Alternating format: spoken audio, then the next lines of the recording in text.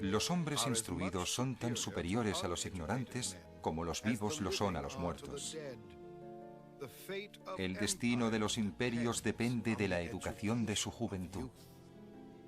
Aristóteles el filósofo, siglo IV a.C. En el otoño del año 332 a.C., Alejandro penetró en Egipto en su campaña mundial. Egipto, entonces una provincia persa, aclamó a Alejandro como al liberador de la opresión persa. Recibido como soberano, Alejandro fue coronado faraón de Egipto. Pero Alejandro era griego, no egipcio. No tenía asegurada la vida después de la muerte, y por eso Alejandro Magno buscó su propia inmortalidad y fundó Alejandría. En el año 332 a.C., decretó que esta ciudad sería el centro del saber del mundo conocido, un imán cultural que atraería a los hombres de talento de todo el mundo. En el corazón de la ciudad habría una institución de enseñanza sobre la que podrían erigirse otros imperios, un lugar de ciencia y literatura. La biblioteca sería un universo independiente de sabiduría acumulada. Los arquitectos diseñaron los planos de la nueva ciudad, pero tras solo 6 meses en Egipto, Alejandro partió a otro lugar a continuar con sus peligrosas aventuras. Cuando Alejandro Magno murió, Ptolomeo, su general de más confianza, le sucedió en el gobierno de Egipto y construyó la biblioteca concebida por Alejandro. Uno de los campos de competición era la cultura. Ptolomeo quería que su ciudad fuese no solo la capital de un poderoso país, sino un centro de ilustración, conocimiento y aprendizaje.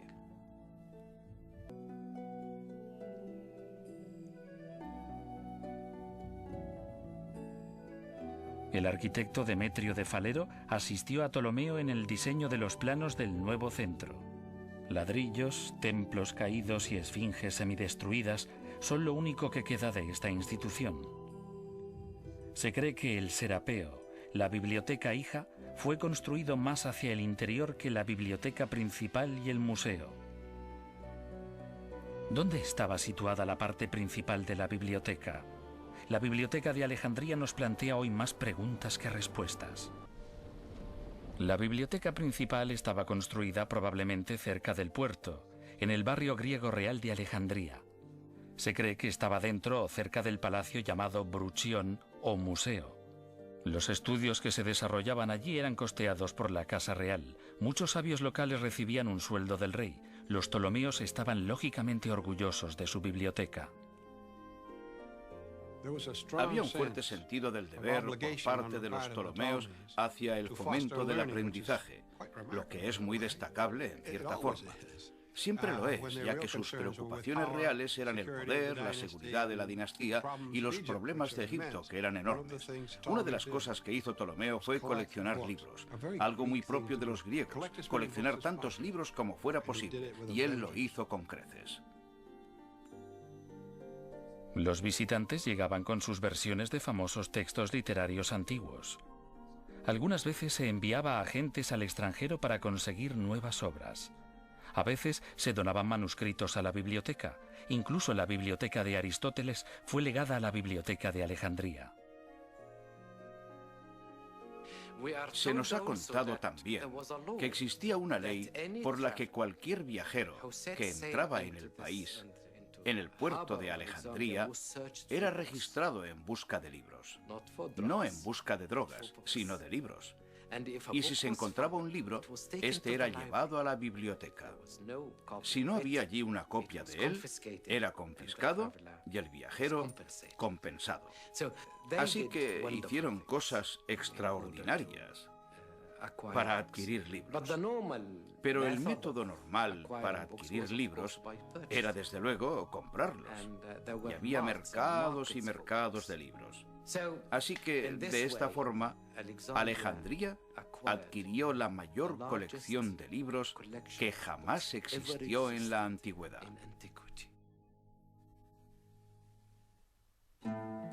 ¿Cuántos manuscritos contenía la Biblioteca de Alejandría?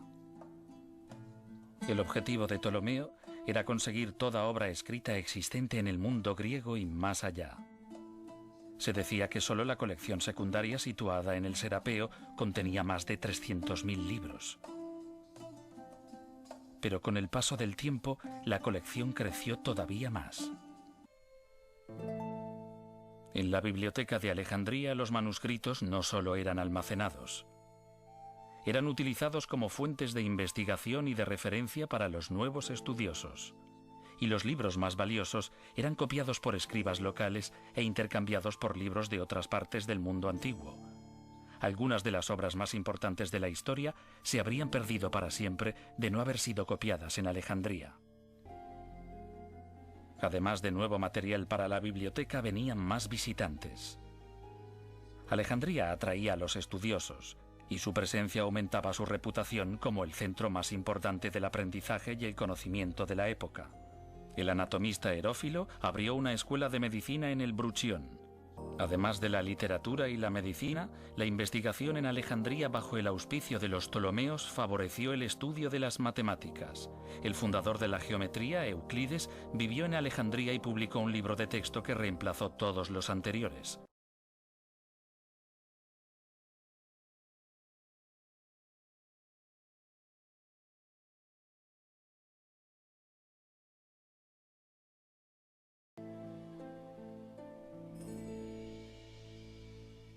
Los manuscritos de Diógenes el Cínico constituyeron una parte de la inmensa colección de la biblioteca.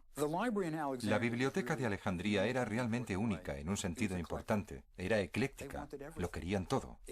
No solo almacenaban cultura griega, querían textos babilonios, querían textos turcos, querían todo lo que pudiesen conseguir. Querían la Biblia judía. La Biblia y todos los libros de esa época estaban escritos en rollos de papiro.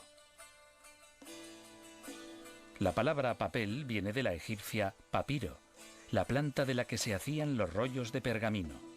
Y algunos escribas se convirtieron en gente importante. Desde luego, en aquel entonces ser capaz de leer y escribir era casi mágico.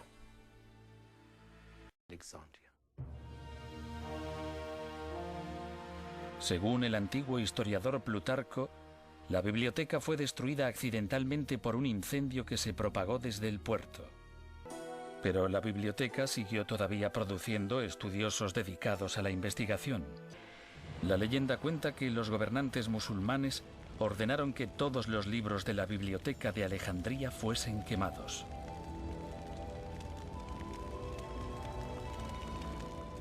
Combinando todas las historias que rodean el declive y la destrucción de la Biblioteca de Alejandría, es posible que lleguemos a la verdad. Quizás la gran institución fue muriendo gradualmente. El incendio de César, la falta de financiación, la revolución cristiana, la invasión musulmana y el húmedo clima de la costa de la magnífica ciudad portuaria pueden haber contribuido todos juntos a la pérdida de la mayor colección de manuscritos de la antigüedad. Si sobrevivió algo, debió simplemente desintegrarse. Quizás lo importante sea no cómo desapareció la biblioteca, sino que existiese alguna vez. Creo que lo maravilloso acerca de la Biblioteca de Alejandría es que la hicieran, que los Ptolomeos quisiesen apoyar a este grupo de intelectuales que no hacían nada por la economía de Grecia. No aportaban dinero, no hacían ninguna contribución al estilo de vida tolemaico, pero aún así ellos la mantuvieron. El aprendizaje se consideraba bueno en sí mismo, y eso es maravilloso. Los grandes centros de investigación del mundo actual son hijos de la gran biblioteca de Alejandría. Allí, hace 2000 años, el conocimiento era algo codiciado y los intelectuales eran héroes.